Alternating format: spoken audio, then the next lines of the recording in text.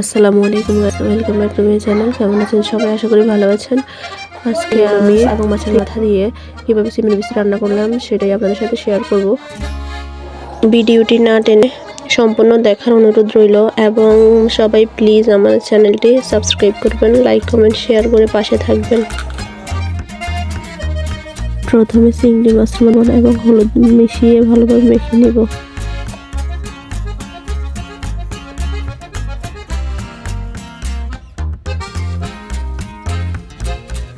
মেখে নেওয়া হয়ে গেলে কড়াইতে তেল দিয়ে চিংড়ি মাছগুলো ভেজে নিব।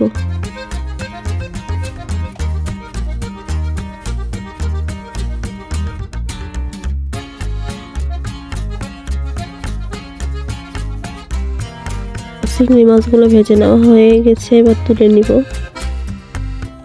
এরপর মাছের মাথাটা ভেজে নিব। ভেজে নেওয়া হয়ে গেলে তুলে নিব। এবার কড়াইতে তেল দিয়ে কাঁচা মরিচ, পেঁয়াজ এগুলো দিয়ে ভালোভাবে নেড়ে নিব। পেঁয়াজ একটু ভালোভাবে ভেজে নিব। ভেজে নেওয়া হয়ে গেলে এর মধ্যে দিয়ে দেব রসুন বাটা। রসুন বাটা দিয়ে আবার নেড়ে নিচ্ছি। সামান্য একটু পানি দিয়ে 2 টেবিল চামচ পরিমাণ হলুদের গুঁড়া, 2 টেবিল পরিমাণ মরিচের গুঁড়া এবং 2 টেবিল চামচ পরিমাণ জিরের গুঁড়া দিয়ে দিব। স্বাদ মতো দিয়ে দিচ্ছি লবণ। এবার ভালোভাবে নেড়ে নেব। নেড়ে নেওয়া হয়ে গেলে ঢাকনা দিয়ে কষিয়ে নেব। কষিয়ে নেওয়া হয়ে গেলে ঢাকনা তুলে আগে থেকে ভেজে রাখা চিংড়ি মাছগুলো দিয়ে দিব। একটু নেড়ে নিচ্ছি। নেড়ে নেওয়া হয়ে গেলে সামান্য একটু পানি দিয়ে কেটে রাখা চিংড়িগুলো দিয়ে দিব। আবারও নেড়ে নিচ্ছি। কিছুক্ষণ কষিয়ে দিয়ে দিব সিমের বিচিগুলো। নেড়ে নিচ্ছি ভালোভাবে।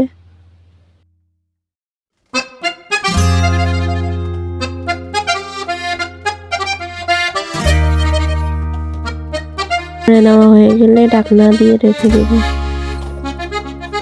ঢাকনা তুলে পরিমাণ মতো পানি দিয়ে দিব কষানোর জন্য।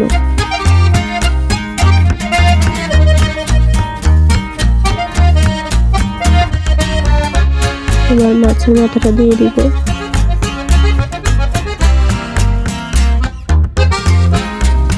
এবার ঢাকনা দিয়ে রেখে 6 থেকে 7 মিনিট সিদ্ধ করে নেব।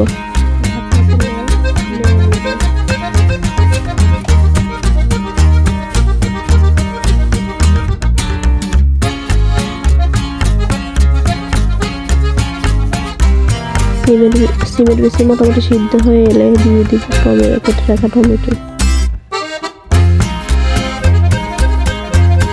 আবারও নেড়ে নিচ্ছি।